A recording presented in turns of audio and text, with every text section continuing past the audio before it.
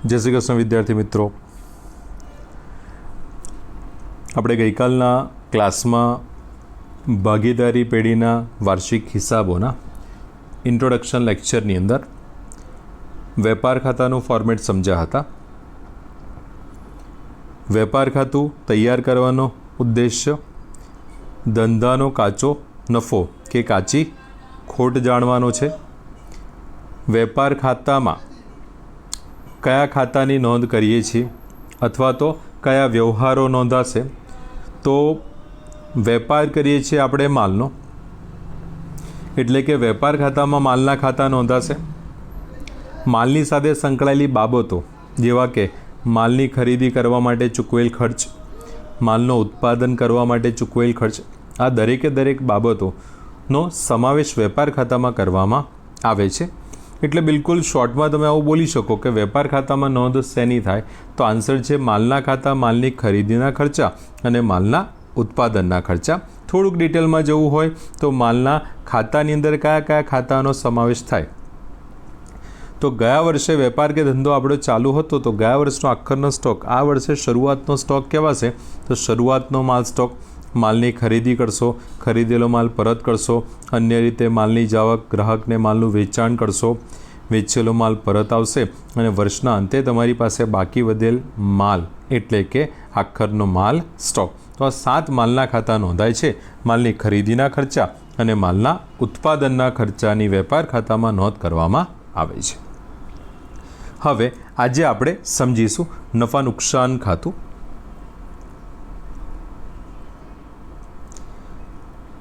બધાથી પહેલો પોઈન્ટ કે નફા નુકસાન ખાતું તૈયાર કરવાનો આપણો ઉદ્દેશ્ય શું છે, નફા નુકસાન ખાતું કેમ તૈયાર કરવામાં આવે છે. તો ભાગીદારી પેઢીનો ચોખ્ખો નફો કે ખોટ એટલે કે નુકસાન શોધવા એટલે કે નક્કી કરવા માટે નફા નુકસાન ખાતું તૈયાર કરવામાં આવે છે. નફા નુકસાન ખાતું તૈયાર કરવાનો આપણો મુખ્ય ઉદ્દેશ્ય ધંધાનું સાચું પરિણામ, બરાબર છે, કે આ વર્ષે ધંધામાં નફો થયો કે ખોટ, એવું તમને નફા નુકસાન ખાતા દ્વારા જાણવા મળે છે. હવે નફા નુકસાન ખાતાની અંદર કઈ માહિતી નોંધાશે, તો બધાથી પહેલો પોઈન્ટ જે તમારે ધ્યાન રાખવાનું, નફા નુકસાનનું ખાતું એટલે કે ઉપજ ખર્ચનું ખાતું. જે રીતે વેપાર ખાતું માલ મિલકત અને ઉપજ ખર્ચ ખાતાના નિયમના આધારે તૈયાર કરવામાં આવે છે, કારણ કે વેપાર ખાતામાં માલના ખાતા હોય છે, તો માલ મિલકતનો નિયમ એપ્લાય કરવો પડે, આવે તો ઉધાર, જાય તો જમા. ખરીદી અને ઉત્પાદનના ખર્ચા હોય છે, એટલે કે તમારે ઉપજ ખર્ચ ખાતાનો નિયમ એપ્લાય કરવો પડે છે કે ખર્ચ અને નુકસાન ઉધાર કરો, ઉપજ અને લાભ જમા કરો. જ્યારે આપણે નફા નુકસાન ખાતાની વાત કરીએ તો નફા નુકસાન ખાતામાં ફક્ત અને ફક્ત ઉપજ ખર્ચ ખાતા, હવે ઉપજ ખર્ચના ખાતા નિયમ તો એપ્લાય થશે ઉપજ ખર્ચ ખાતાનો કે ખર્ચ અને નુકસાન ઉધાર કરો, ઉપજ અને લાભ જમા કરો. ખર્ચ અને નુકસાન ઉધાર કરો, ઉપજ અને લાભ જમા કરો. ઓકે, તો આમાં તમારે યાદ એવું રાખવાનું કે નફા નુકસાન ખાતામાં ઉધાર બાજુ, ધ્યાનથી સાંભળજો, ચાલુ વર્ષના મહેસૂલી ખર્ચા નોંધવામાં આવે છે. નફા નુકસાન ખાતામાં ઉધાર બાજુ ચાલુ વર્ષના મહેસૂલી ખર્ચા નોંધવામાં આવે છે. જ્યારે નફા નુકસાન ખાતામાં જમા બાજુ ચાલુ વર્ષની મહેસૂલી આવકો કે ઉપજ નોંધવામાં આવે છે. નફા નુકસાન ખાતામાં જમા બાજુ ચાલુ વર્ષની મહેસૂલી આવકો કે ઉપજો નોંધવામાં આવે છે. તો નફા નુકસાન ખાતું તૈયાર કરતાં પહેલાં બધાથી પહેલો પોઈન્ટ, નફા નુકસાન ખાતું કયા ખાતાના નિયમના આધારે તૈયાર કરવામાં આવે છે. આન્સર છે ઉપજ ખર્ચ ખાતાના નિયમના આધારે નફા નુકસાન ખાતું તૈયાર કરવામાં આવે છે. આપણો ઉપજ ખર્ચ ખાતાનો નિયમ છે ખર્ચ અને નુકસાનને ઉધાર કરો, ઉપજ અને લાભને જમા કરો. ખર્ચ અને નુકસાનને ઉધાર કરો, ઉપજ અને લાભને જમા કરો. સેકન્ડ ટોપિક, લખવાનું કે નફા નુકસાન ખાતામાં કઈ માહિતી નોંધાશે? તો આન્સર છે ચાલુ વર્ષના મહેસૂલી ખર્ચા નફા નુકસાન ખાતામાં ઉધારવામાં આવે છે અને ચાલુ વર્ષની મહેસૂલી આવકો નફા નુકસાન ખાતામાં જમા કરવામાં આવે છે. ચાલુ વર્ષના મહેસૂલી ખર્ચા નફા નુકસાન ખાતામાં ઉધારવામાં આવે છે અને ચાલુ વર્ષના મહેસૂલી ખર્ચા નફા નુકસાન ખાતામાં જમા કરવામાં આવે છે. હવે નફા નુકસાન ખાતામાં જમા બાજુમાં આપણે ટાઇટલ્સ મીન્સ કે એના હેડિંગ જોઈએ તો ખાલી આવક અને ઉપજ જ છે. એટલે નફા નુકસાન ખાતામાં જમા બાજુ તો સમજો કે બહુ ઇઝીલી તમે આ ટોપિક યાદ રાખી શકો કે જમા બાજુ ચાલુ વર્ષની મહેસૂલી આવક અને ઉપજ નોંધાશે. એટલે જમા સાઈડના હેડિંગમાં આવશે શું? તો આવક અને ઉપજ નોંધાશે. હવે નફા નુકસાન ખાતાની ઉધાર બાજુની વાત કરીએ તો નફા નુકસાન ખાતામાં ઉધાર બાજુ ચાલુ વર્ષના મહેસૂલી ખર્ચા નોંધવામાં આવે છે. નફા નુકસાન ખાતામાં ઉધાર બાજુ ચાલુ વર્ષના મહેસૂલી ખર્ચા નોંધવામાં આવે છે. હવે મહેસૂલી ખર્ચાની આપણે વાત કરીએ તો મહેસૂલી ખર્ચામાં નંબર 1 આવશે વહીવટી કે ઓફિસના ખર્ચા. હેડિંગ ધ્યાન રાખજો, વહીવટી કે ઓફિસના ખર્ચા. નંબર 2 વેચાણ વિતરણના ખર્ચા. નંબર 2 વેચાણ વિતરણના ખર્ચા. નંબર 3 નાણાકીય ખર્ચા. નંબર 3 નાણાકીય ખર્ચા. અને લાસ્ટ હેડિંગ આવશે અન્ય ખર્ચ કે નુકસાન. લાસ્ટ હેડિંગ આવશે અન્ય ખર્ચ કે નુકસાન. તો બધાથી પહેલાં કોઈ પણ ખાતું આપણે સમજીએ એને યાદ કરવું હોય તો અંદરની એક એક એન્ટ્રીઓ આપણે ગોખી ના શકીએ. એને તમારે થોડું સમજવું પડે અને ખાસ કરીને આ રીતનું એનું જે મેઇન હેડિંગ આવતા હોય એને તમારે મોઢે કરી લેવા. જેમ કે આપણે વાત કરીએ કે નફા નુકસાન ખાતામાં ઉધાર બાજુ ચાલુ વર્ષના મહેસૂલી ખર્ચા નોંધાશે, પણ એ ચાલુ વર્ષના મહેસૂલી ખર્ચામાં કયા કયા ખર્ચાનો સમાવેશ કરીશું? તો આન્સર છે વહીવટી કે ઓફિસના ખર્ચા. એટલે કે વહીવટ કરવા માટે, સંચાલન કરવા માટે જે ખર્ચા આપણે ચૂકવવા પડે છે ઓફિસના, બરાબર છે, એને વહીવટી કે ઓફિસના ખર્ચા કહેવાશે. નંબર 2 વેચાણ વિતરણના ખર્ચા. ગ્રાહકોને માલનું વેચાણ કરવા માટે અને ગ્રાહકો સુધી તમારો માલ પહોંચાડવા માટે જે ખર્ચા કરવા પડે છે તેને વેચાણ વિતરણના ખર્ચા કહેવાશે. ત્રીજું આવે છે નાણાકીય ખર્ચા. નાણાકીય ખર્ચની અંદર જે વેપાર કે ધંધામાં નાણાંની આપ-લે કે લેવડ દેવડને લગતી બાબતો નોંધાય છે. ફોર એક્ઝામ્પલ કે આપણે બેંક પાસેથી લોન લીધેલી હોય તો તેને લગતો ખર્ચ એટલે લોનનું વ્યાજ આવી શકે છે. બેંક પાસે કોઈ સેવા લીધેલી હોય તો એની સામે બેંક ચાર્જિસ કે કમિશન આપવું પડે છે. બેંક ઓવરડ્રાફ્ટ કર્યો હોય તો પછી ઓવરડ્રાફ્ટનું વ્યાજ આપણે ચૂકવવું પડે છે, બરાબર છે. તો આ રીતના કે ફાઇનાન્સ એટલે કે નાણાં મેળવવા માટે, બરાબર છે, એને લગતી સેવા મેળવવા માટે ચૂકવવા પડતા ખર્ચ જેને કહીશું આપણે નાણાકીય ખર્ચ. અને એના સિવાયના જે પણ વેપાર કે ધંધાના ખર્ચા છે એ અન્ય ખર્ચ અને નુકસાનના મથાળા હેઠળ દર્શાવવામાં આવે છે. એટલે પહેલો પોઈન્ટ નફા નુકસાન ખાતું ઉપજ ખર્ચ ખાતાના નિયમના આધારે તૈયાર કરવામાં આવે છે. ઉપજ ખર્ચ ખાતાનો નિયમ છે ખર્ચ કે નુકસાન ઉધાર કરો, ઉપજ અને લાભ જમા કરો. નફા નુકસાન ખાતામાં ઉધાર બાજુ ચાલુ વર્ષના મહેસૂલી ખર્ચા નોંધવામાં આવે છે અને નફા નુકસાન ખાતામાં જમા બાજુ ચાલુ વર્ષની મહેસૂલી આવકો કે ઉપજ નોંધવામાં આવે છે. એના પછી નફા નુકસાન ખાતામાં ઉધાર બાજુ ચાલુ વર્ષના મહેસૂલી ખર્ચામાં કયા કયા ખર્ચનો સમાવેશ થશે? તો વહીવટી કે ઓફિસના ખર્ચા, વેચાણ વિતરણના ખર્ચા, નાણાકીય ખર્ચા, અન્ય ખર્ચ અને નુકસાન. વહીવટી કે ઓફિસના ખર્ચા, વેચાણ વિતરણના ખર્ચા, નાણાકીય ખર્ચા, અન્ય ખર્ચ અને નુકસાન. જ્યારે જમા બાજુ મહેસૂલી આવકોનો સમાવેશ કરવામાં આવે છે. હવે થોડી દરેકે દરેક ખર્ચની વિગતવાર ચર્ચા આપણે કરી લઈએ. તો વહીવટી ઓફિસના ખર્ચામાં નંબર 1 છે આપણી પાસે વેપાર ખર્ચ. વેપાર કરવા માટે ચૂકવવો પડતો ખર્ચ. પછી પગાર, ભથ્થા અને બોનસ જે કર્મચારીને ચૂકવાય છે. જે ઓફિસમાં કામ કરનાર કર્મચારી હોય એમને પગાર ચૂકવવો પડે. ભથ્થા મીન્સ કે એક્સ્ટ્રા એલાઉન્સીસ, બરાબર છે, કંપનીના કામથી બહાર જાય છે તો આ સંજોગોમાં તેને ભથ્થા અપાશે. બોનસ દિવાળી પર મોસ્ટ ઓફ આપવામાં આવે છે અથવા તો સારું કામ કરે ત્યારે તેને બોનસ અપાય છે. નેક્સ્ટ આપેલું છે ભાડું. જો ઓફિસ આપણી ભાડે હોય તો એનું ભાડું આપણે ચૂકવવું પડશે. વીમા પ્રીમિયમ, ઓફિસની કોઈપણ મિલકત છે તેનો વીમો તમે ઉતારેલો જ હશે, એના પરનું જે પ્રીમિયમ છે વીમા પ્રીમિયમ કહેવાશે. કરવેરા કોર્પોરેશનના જે એન્યુઅલ ચાર્જીસ આપણે વેરા ભરવા પડે છે, બરાબર છે, એને કરવેરા કહેવાશે. ટપાલ ખર્ચ, સ્ટેશનરી અને છપામણી ખર્ચ. ઓકે, કોઈક નોર્મલી અત્યારે તો બધું મેલથી થઈ જાય છે, પણ એના બદલે સમજો કે તમારે અમુક બિલ છે જે કોઈને કુરિયર કરવા પડે, એને લગતો ખર્ચ ટપાલ ખર્ચ કહેવાશે. તાર ટપાલ ખર્ચ બોલાય છે. સ્ટેશનરી છપામણી, પેન, પેન્સિલ, ફાઇલ, કાગળો લેવા માટે, ઝેરોક્સ કઢાવવા માટે ચૂકવવો પડતો ખર્ચ, એને સ્ટેશનરી છપામણી ખર્ચ કહેવાશે. કાનૂની ખર્ચ, બરાબર છે, ઘણી બધી એવી વેપાર કે ધંધાને લગતી લીગલ ફોર્મેલિટીઝ છે જે પૂરી કરવા માટે આપણે વકીલની જરૂર પડતી હોય તો એને ચૂકવવો પડતો ખર્ચ.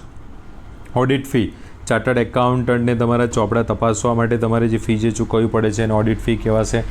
વીજળી ખર્ચ, બરાબર છે, ઇલેક્ટ્રિસિટીનો યુઝ તમે કરો છો તો એની સામે તમારે જીઈબીને જે બિલ ચૂકવવું પડે છે વીજળી ખર્ચ કહેવાશે. પ્રોવિડન્ટ ફંડનો ફાળો, તો પ્રોવિડન્ટ ફંડમાં કર્મચારી તરફથી તમે 1000 રૂપિયા લેતા હોય તો 1000 રૂપિયાનો ફાળો કંપની આપવો પડે, પેઢી આપવો પડે, એને કહેવાશે પ્રોવિડન્ટ ફંડનો ફાળો, જે પેઢી માટે શું કહેવાશે? વહીવટી કે ઓફિસનો ખર્ચ કહેવાશે. તો વહીવટી કે ઓફિસના ખર્ચામાં કયા કયા ખર્ચાનો સમાવેશ થશે? વેપાર ખર્ચ, પગાર, ભથ્થા, બોનસ, ભાડું, વીમા પ્રીમિયમ, કરવેરા, તાર ટપાલ ખર્ચ, સ્ટેશનરી અને છપામણી, કાનૂની ખર્ચ, ઓડિટ ફી, વીજળી ખર્ચ અને પ્રોવિડન્ટ ફંડમાં ફાળો. નેક્સ્ટ ટોપિક છે આપણા વેચાણ વિતરણના ખર્ચા. નેક્સ્ટ પોઈન્ટ છે વેચાણ વિતરણના ખર્ચા, બરાબર છે. તો વેચાણ વિતરણના ખર્ચા સમજો કે આપણા ગ્રાહકોને માલ વેચવા માટે અથવા તો ગ્રાહકો સુધી માલ પહોંચાડવા માટે જે આપણે ખર્ચ ચૂકવીએ છીએ તેને વેચાણ વિતરણના ખર્ચા કહીએ છીએ. એટલે સમજો કે આપણે જે વસ્તુનું ઉત્પાદન કરીએ છીએ તો ઉત્પાદન કર્યા પછી જે માલ તૈયાર થાય છે ત્યાંથી લઈ અને ગ્રાહકના ઘર સુધી પહોંચે ત્યાં સુધીના જેટલા પણ ખર્ચા ઉત્પાદન થઈ ગયું છે, ઉત્પાદનથી લઈને ગ્રાહકના ઘર સુધી પ્રોડક્ટ આપણી પહોંચે ત્યાં સુધીના જે પણ ખર્ચા છે તેને વેચાણ વિતરણના ખર્ચા કહેવાશે. નંબર 1 છે એમાં જાવક માલગાડાભાડું, વેચાણ માલગાડાભાડું ખ્યાલ આવશે આ. એના પછી સેલ્સમેન રાખેલો હોય તેને પગાર ચૂકવવો પડશે, સારું કામ કરે તો કમિશન ચૂકવવું પડશે, પ્રોડક્ટની જાહેરાત માટે ખર્ચ ચૂકવવો પડશે, ગ્રાહકોને ડિસ્કાઉન્ટ આપવું પડશે જેને આપેલ વટાવ કહેવાશે. વટાવ અનામતનું એક ફોર્મેટ આવે છે પણ દાખલા ગણીશું ત્યારે જોઈ લઈશું એને. શોરૂમના ખર્ચા, પ્રોડક્ટ વેચવા માટે શોરૂમ હોય આપણો તેને લગતો ખર્ચ. વખાર એટલે ગોડાઉન કહેવાશે. માલ સામાન જે તમે કોઈ જગ્યાએથી ખરીદીને લાવો ને તો એ સીધો બધો જ દુકાનમાં ના આવી જાય, એની જથ્થો થોડો વધારે હોય, બરાબર છે. તો આપણે જરૂરની વસ્તુ દુકાનમાં રાખીશું અને બાકી બધું ક્યાં મૂકીશું? ગોડાઉનમાં. તો ગોડાઉન એટલે કે વખારને લગતો ખર્ચ. અને પેકિંગનો ખર્ચ, માલ સામાન વેચવા માટે તેનું પેકિંગ કરવું પડે, બરાબર છે, તો પેકિંગને લગતો ખર્ચ આવી જશે. ઓકે, હવે વેચાણ વિતરણના ખર્ચા જોઈ લેજો. જાવક માલ ગાડા ભાડું એટલે કે વેચાણ માલ ગાડા ભાડું, સેલ્સમેનને પગાર, કમિશન, બોનસ પણ આવી શકે છે. જાહેરાતનો ખર્ચ, આપેલ વટાવ એટલે કે ડિસ્કાઉન્ટ, વટાવ, અનામત, શોરૂમના ખર્ચા, વખાર ખર્ચ અને પેકિંગ ખર્ચ. નેક્સ્ટ હેડિંગ છે આપણું નાણાકીય ખર્ચા. નંબર 3 નાણાકીય ખર્ચા.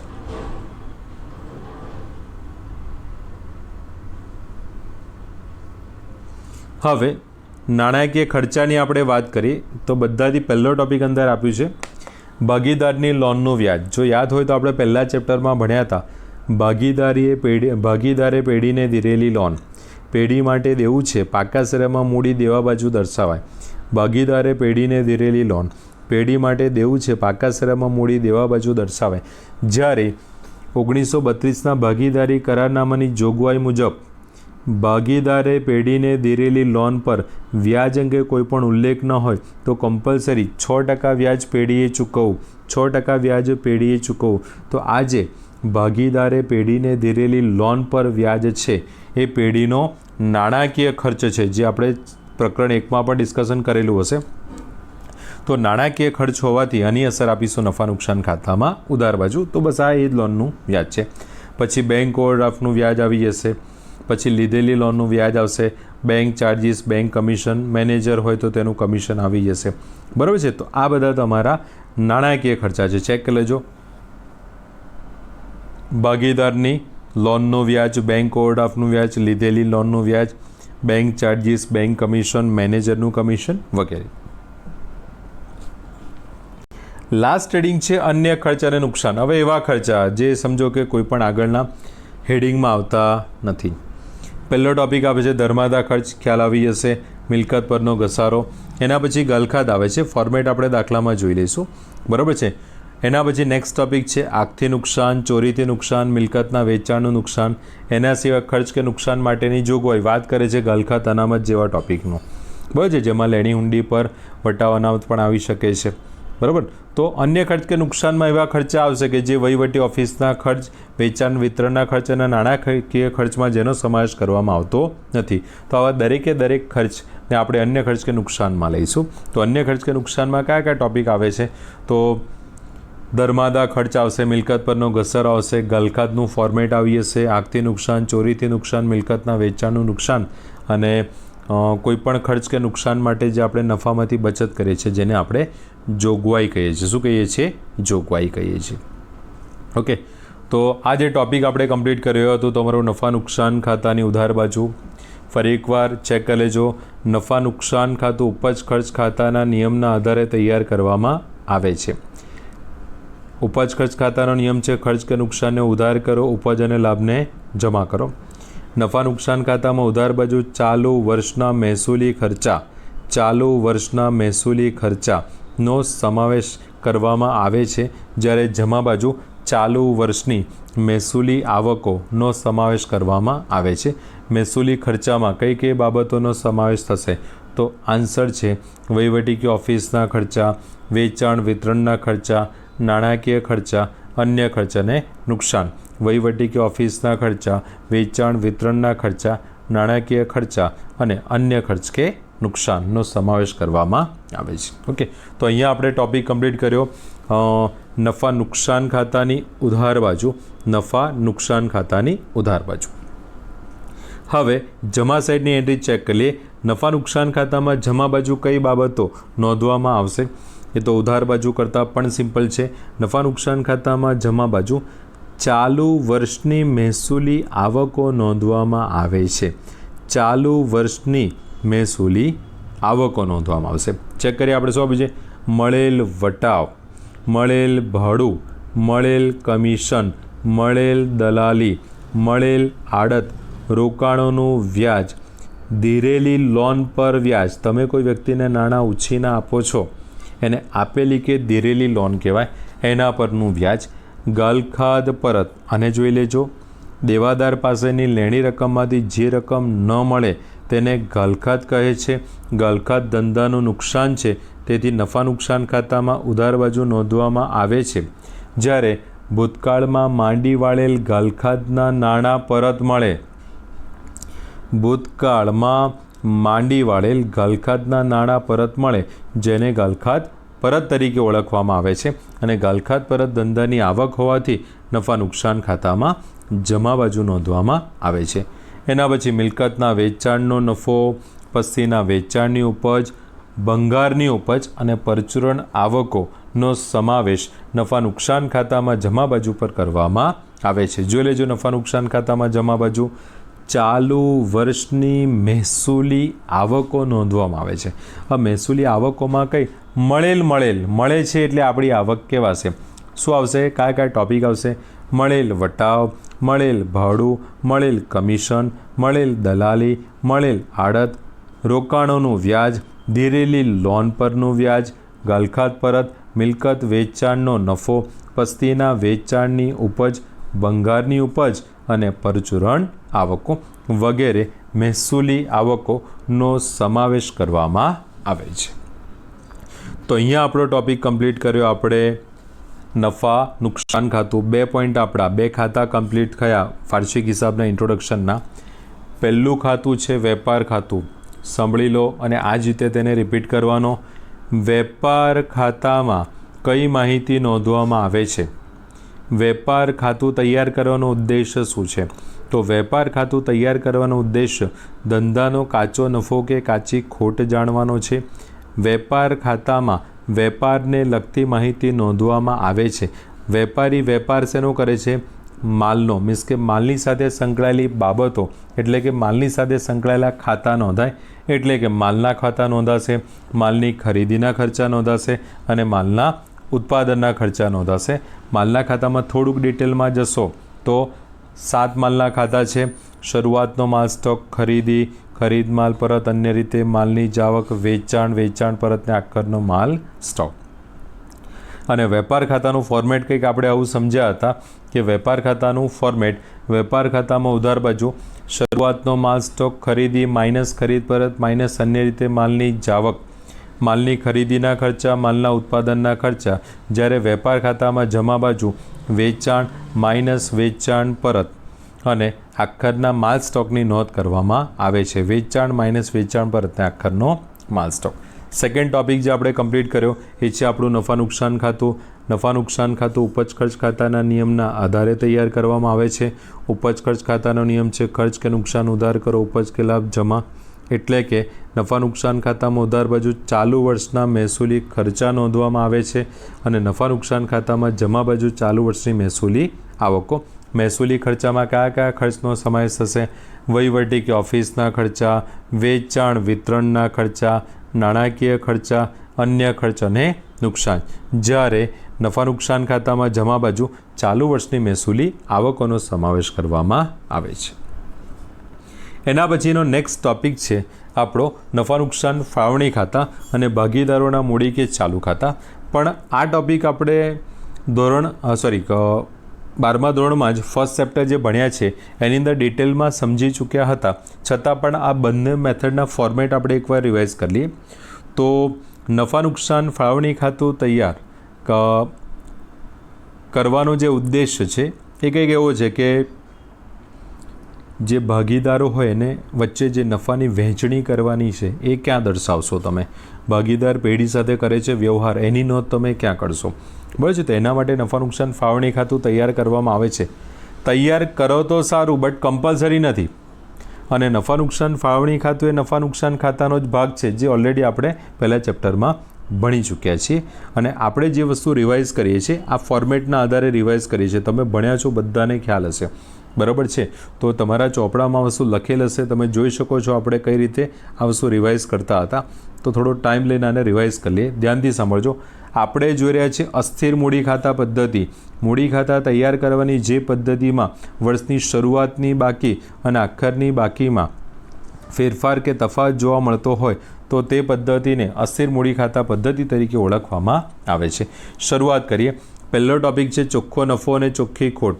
ચોખ્ખો નફો નફા નુકસાન ફાળવણી ખાતામાં જમા બાજુ, ચોખ્ખી ખોટ નફા નુકસાન ફાળવણી ખાતામાં ઉધાર બાજુ. શરૂઆતની મૂડી અને વધારાની મૂડી. શરૂઆતની મૂડી અને વધારાની મૂડી ભાગીદારોના મૂડી ખાતામાં નોંધાશે. યાદ કરી લઈએ મૂડી ખાતા તૈયાર કરવાનો નિયમ.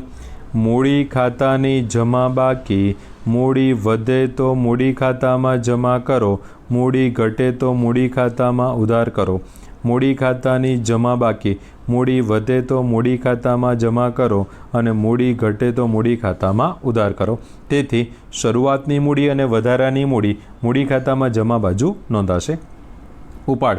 ઉપાડ કરવાથી પેઢીની મૂડી ઘટે છે, તેથી ઉપાડ મૂડી ખાતામાં ઉધાર બાજુ. આ એન્ટ્રી હતી. આની ઓછામાં ઓછી વધુમાં વધુ એક જ અસર આવે. ચોખ્ખો નફો નફા નુકસાન ફાળવણી ખાતે જમા, ચોખ્ખી ખોટ નફા નુકસાન ફાળવણી ખાતે ઉધાર. શરૂઆતની મૂડી વધારાની મૂડી મૂડી ખાતે જમા અને ઉપાડ મૂડી ઘટે એટલે મૂડી ખાતામાં ઉધાર બાજુ નોંધીશું. હવે વાત કરીએ હવાલાની. હવાલા માટે જો તમને ખ્યાલ હોય તો આપણે લખીએ છીએ પહેલો હવાલો અને ત્રીજો હવાલો. આ બંનેના કન્સેપ્ટ અને અસરો બિલકુલ સરખી છે. તો આપણે બધાને એક સાથે જ બોલીએ છીએ કે મૂડી પર વ્યાજ, ભાગીદારોને પગાર, બોનસ, કમિશન, મહેનતાણું. મૂડી પર વ્યાજ, ભાગીદારોને પગાર, બોનસ, કમિશન અને મહેનતાણું. ઓકે. ભાગીદારને મળે છે અને પેઢી ચૂકવે છે. ખ્યાલ હશે, ભાગીદારને મળે છે અને પેઢી ચૂકવે છે. મળે એટલે તેની મૂડી વધે ને પેઢી ચૂકવે એટલે પેઢીનો ખર્ચ. અને અનુસંધાનમાં તેનો આન્સર આવશે. આની અસર આપણે શું બોલીએ છીએ? મૂડી કે ચાલુ ખાતામાં જમા બાજુ, નફા નુકસાન ફાળવણી ખાતામાં ઉધાર બાજુ. મૂડી કે ચાલુ ખાતામાં જમા બાજુ, નફા નુકસાન ફાળવણી ખાતામાં ઉધાર બાજુ. અને સેકન્ડ હવાલો છે આપણો ઉપાડ પર વ્યાજ. હવે ઉપાડ પર વ્યાજનો કન્સેપ્ટ શું છે કે ઉપાડ પર વ્યાજમાં ભાગીદાર નાણાં ચૂકવે છે તો મૂડી ઘટે છે અને પેઢીની આવક છે. મૂડી ઘટે છે અને પેઢીની આવક છે. આ સંજોગોમાં આની અસર આપણે શું બોલીએ છીએ? ઉપાડ પર વ્યાજની. મૂડી કે ચાલુ ખાતામાં ઉધાર બાજુ અને નફા નુકસાન ફાળવણી ખાતામાં જમા બાજુ. મૂડી કે ચાલુ ખાતામાં ઉધાર બાજુ અને નફા નુકસાન ફાળવણી ખાતામાં જમા બાજુ. તો આ રીતે આપણે નફા નુકસાન ફાળવણી ખાતું અને ભાગીદારોના મૂડી ખાતાનું આપણે રિવિઝન કરીએ છીએ. ચેક કરી લેજો ફરી એકવાર. ચોખ્ખો નફો અને ચોખ્ખી ખોટ. ચોખ્ખો નફો નફા નુકસાન ફાળવણી ખાતામાં જમા બાજુ, ચોખ્ખી ખોટ નફા નુકસાન ફાળવણી ખાતામાં ઉધાર બાજુ. શરૂઆતની મૂડી, વધારાની મૂડી મૂડી ખાતામાં જમા બાજુ. ઉપાડ મૂડી ઘટે એટલે મૂડી ખાતામાં ઉધાર બાજુ. હવાલામાં મૂડી પર વ્યાજ, ભાગીદારને પગાર, બોનસ, કમિશન અને મહેનતાણું. 5 હવાલા એક સરખી અસર મૂડી કે ચાલુ ખાતામાં જમા બાજુ અને બીજી અસર નફા નુકસાન ફાળવણી ખાતામાં ઉધાર બાજુ. એ જ રીતે ઉપાડ પર વ્યાજ જેની અસર આવશે મૂડી કે ચાલુ ખાતામાં ઉધાર બાજુ અને બીજી અસર નફા નુકસાન ફાળવણી ખાતામાં જમા બાજુ નોંધવાની રહેશે. ઓકે, હવે આ જે ટોપિક હતો જે આપણે અહીંયા લખેલો છે, આ પોઈન્ટ મોસ્ટ ઓફ તો બધાને ખ્યાલ આવી જશે. એના પછી સેકન્ડ છે સ્થિર મૂડી ખાતા પદ્ધતિ.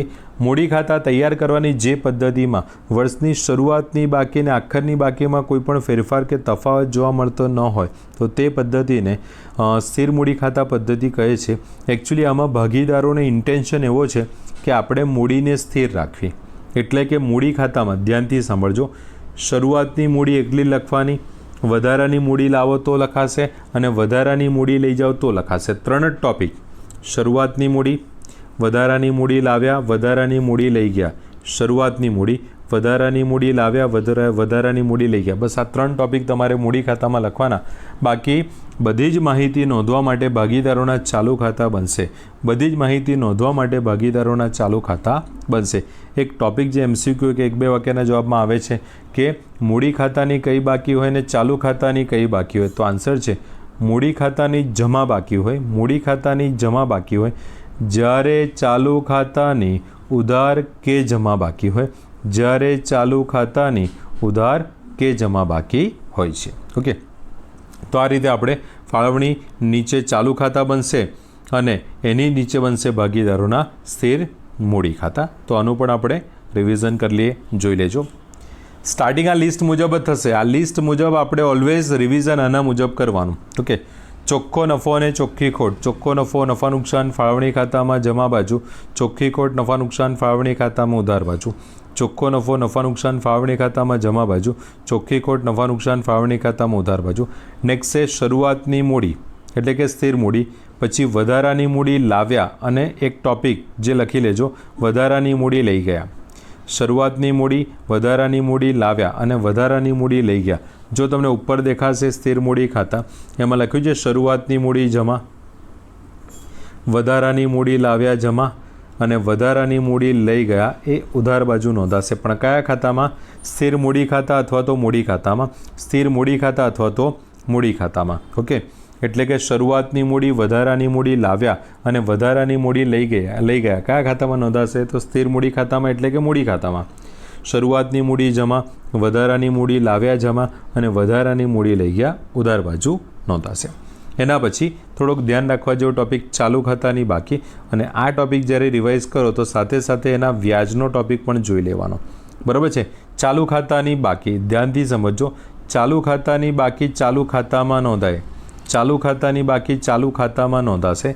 હવે ચાલુ ખાતાની ઉધાર બાકી ચાલુ ખાતામાં ઉધાર બાજુ નોંધાશે અને જમા બાકી ચાલુ ખાતામાં જમા બાજુ નોંધાશે.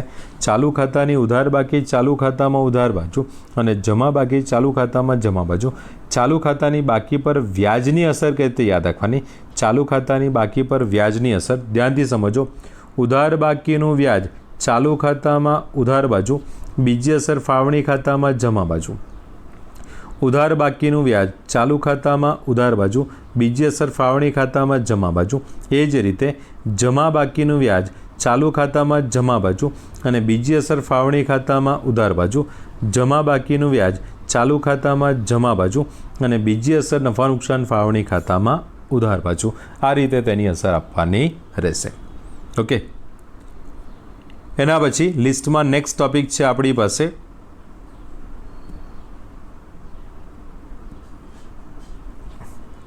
ઉપાડ. ઉપાડ કરવાથી મૂડી ઘટે. એકચ્યુઅલી મૂડી ખાતામાં ઉધાર બાજુ નહોતા હતા, પરંતુ મૂડી સ્થિર રાખવાની હોવાથી ઉપાડ ચાલુ ખાતામાં ઉધાર બાજુ નોંધાશે. ઉપાડ ચાલુ ખાતામાં ઉધાર બાજુ નોંધાશે. ફરી એકવાર રિવાઇઝ કરી એન્ટ્રીઓ: ચોખ્ખો નફો, ચોખ્ખી ખોટ. ચોખ્ખો નફો નફા નુકસાન ફાળવણી ખાતામાં જમા, ચોખ્ખી ખોટ ફાળવણી ખાતામાં ઉધાર. શરૂઆતની મૂડી, વધારાની મૂડી લાવ્યા, વધારાની મૂડી લઈ ગયા. શરૂઆતની મૂડી મૂડી ખાતામાં જમા, વધારાની મૂડી લાવ્યા, મૂડી ખાતામાં જમા અને વધારાની મૂડી લઈ ગયા, મૂડી ખાતામાં ઉધાર. બસ આટલું જ નોંધાશે, બીજું કશું જ નોંધાશે નહીં. મૂડી ખાતામાં એટલે કે સ્થિર મૂડી ખાતામાં. ચાલુ ખાતાની બાકી આવે તો સાથે સાથે તેનું વ્યાજ જોઈ લેવાનું. ચાલુ ખાતાની ઉધાર બાકી ચાલુ ખાતામાં ઉધાર બાજુ અને ચાલુ ખાતાની જમા બાકી ચાલુ ખાતામાં જમા બાજુ. ચાલુ ખાતાની ઉધાર બાકી ચાલુ ખાતામાં ઉધાર બાજુ અને ચાલુ ખાતાની જમા બાકી ચાલુ ખાતામાં જમા બાજુ. હવે તેનું વ્યાજ, તો ચાલુ ખાતાની ઉધાર બાકીનું વ્યાજ, ચાલુ ખાતાની ઉધાર બાકીનું વ્યાજ ચાલુ ખાતામાં ઉધાર બાજુ આવે છે અને બીજી અસર નફા નુકસાન ફાળવણી ખાતામાં જમા સાઈડ. ઉધાર બાકીનું વ્યાજ ચાલુ ખાતામાં ઉધાર બાજુ, બીજી અસર ફાળવણી ખાતામાં જમા બાજુ. જમા બાકીનું વ્યાજ ચાલુ ખાતામાં જમા બાજુ અને બીજી અસર નફા નુકસાન ફાળવણી ખાતામાં ઉધાર બાજુ આવી જશે. એના પછીનો નેક્સ્ટ ટોપિક આપણને આપેલો છે હવાલા સ્વરૂપે. હવે હવાલા તો આગળ જે જોયા સેમ જ ટોપિક છે, આમાં કંઈક નવું નથી આવવાનું. મૂડી પર વ્યાજ, ભાગીદારને પગાર, બોનસ, કમિશન, મહેનતાણું અસર એ જ આપશો. મૂડી કે ચાલુ ખાતામાં જમા બાજુ, નફા નુકસાન ફાળવણી ખાતામાં ઉધાર બાજુ. મૂડી કે ચાલુ ખાતામાં જમા બાજુ અને નફા નુકસાન ફાળવણી ખાતામાં ઉધાર બાજુ. આ દાખલામાં ચાલુ ખાતામાં જમા અને ફાળવણી ખાતામાં ઉધાર બાજુ અસર આવી જશે. એ જ રીતે ઉપાડ પર વ્યાજ, એની અસર જે બોલો છે એ જ આવશે. મૂડી કે ચાલુ ખાતામાં ઉધાર બાજુ અને નફા નુકસાન ફાળવણી ખાતામાં જમા બાજુ. મૂડી કે ચાલુ ખાતામાં ઉધાર બાજુ અને નફા નુકસાન ફાળવણી ખાતામાં જમા બાજુ. સ્થિર મૂડી ખાતા પદ્ધતિમાં ચાલુ ખાતામાં ઉધાર અને ફાળવણી ખાતામાં જમા સાઈડ બોલાશે. અને ચાલુ ખાતાની બાકીના વ્યાજનો ટોપિક તો આવડે જ આપણે સમજ્યા. ચાલુ ખાતાની ઉધાર બાકીનું વ્યાજ ચાલુ ખાતામાં ઉધાર બાજુ અને બીજી અસર નફા નુકસાન ફાળવણી ખાતામાં જમા બાજુ.